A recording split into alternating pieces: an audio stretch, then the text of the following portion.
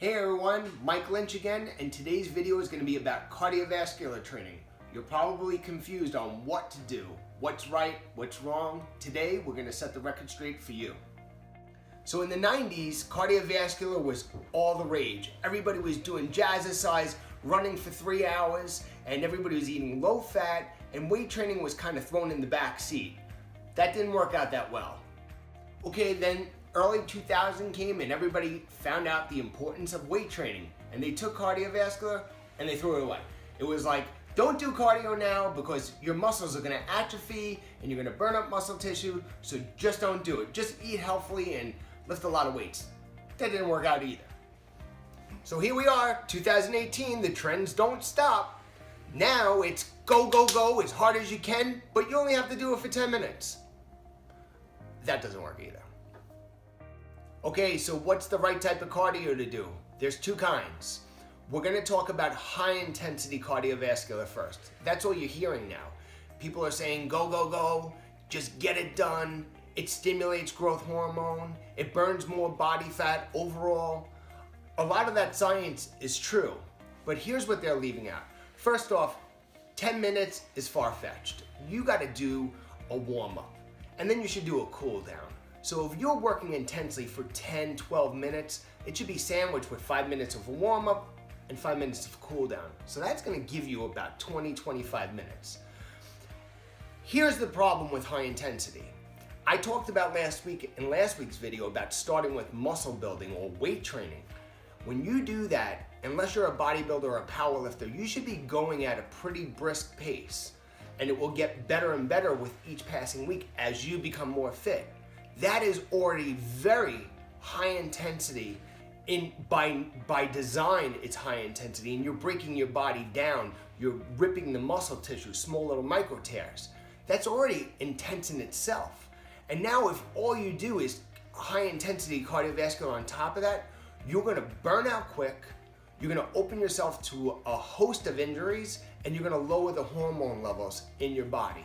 So there are benefits. You do have that growth hormone, you have the time management, it stimulates testosterone, it makes you explosive, it preserves muscle mass, but 2 to 3 days maximum. So what are some examples of high intensity? You can use whatever you would like to achieve it. It could be boxing, it could be sprinting outside, it can be hill intervals on a treadmill. Basically what you want to do is extend yourself. After a 5-minute warm-up, you want to extend yourself for about 30 seconds, upward to a minute and a half. And then you want to pair that with a recovery. So example would be a sprint with a walk. So the sprint would be 30 seconds in length, and then you would walk anywhere from a minute upward to 3 minutes and let your heart rate come down. So you're spiking your heart rate and letting it come down. You want to do this maximally for 20 to 25 minutes. So you have like a 3 to 5 minute warm up and then a 3 to 5 minute cool down for a total of 20 to 25 minutes. Burns a lot of calories, stimulates growth hormone, increases testosterone, and it burns fat after you're done. So that it's called EPOC, which stands for excess post-oxygen consumption. So you're burning calories while you're doing it, but it's the gift that keeps on giving. You keep on burning calories far into the day after you extend yourself with a good high intensity. But remember, 2 to 3 times a week, maximum. So the second type of cardio that you're gonna do is slow and steady. That can be done on a treadmill, it could be an outdoor walk, it could be on a bike, anything that's gonna pull your heart rate up and keep it nice and even. The downside to this is going to be the length of time. To get any sort of benefit, you probably should do it at a minimum of 30 minutes, upward to 60. But it's got a lot of health benefits. First off, we talked about high intensity. Your body has to recover from that. Again, you can't just keep on going at your body or else you will break you down and your body and your joints and your muscle. The cardiovascular helps with the heart health, the way it pumps out blood 24/7. It actually improves the function of the heart, and when it's pumping, even at rest, it pumps out more blood, which makes your heart pump less. And this is why we see blood pressure go down in people that do fitness. because it actually has to work less because it's actually pumping out more blood volume. It also lets all the tendons and joints and just your overall body heal, but it still gives you fitness at the same time. What I like to do is either take a walk with somebody, have a great conversation, listen to an audiobook, catch up on, maybe a Ray Donovan rerun.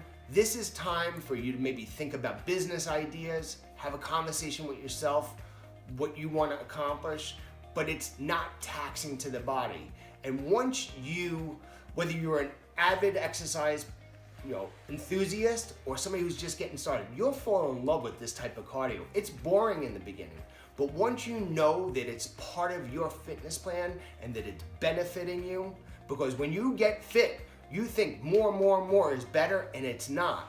We want to do some intensity, but we want to do active recovery, slow and steady, and you actually really will feel awesome when you get off on there, especially if you're into something like a TV program or an audiobook. Audiobooks are great for this, okay? You're educating yourself and you're taking care of your cardiovascular at the same time. And it does burn body fat. So, and if you do it right, you don't want to sit there loafing, but you want to be, have a purpose, but you don't want to be, a heart rate where you couldn't talk to somebody. But you'll see that you'll get off and you'll be rather sweaty. So that's it. As always, guys, check with your doctor before you start any exercise program, any nutrition program, okay? So I hope you enjoyed this video. Don't forget to subscribe, hit the like button, and tell anybody that you care about Lynchfit and our videos and the way we're changing the way people look at health and fitness. So that's gonna be it, and we'll see you next time. Thank you.